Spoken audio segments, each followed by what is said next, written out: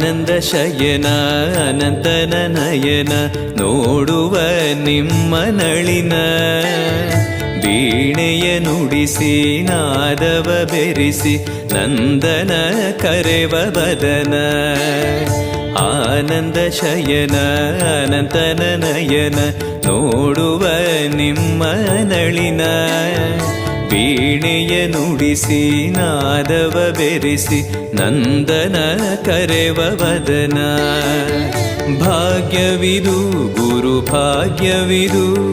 ಮಧುರಾಪತಿಯನ್ನ ನಟನ ಮಧುರವಿದು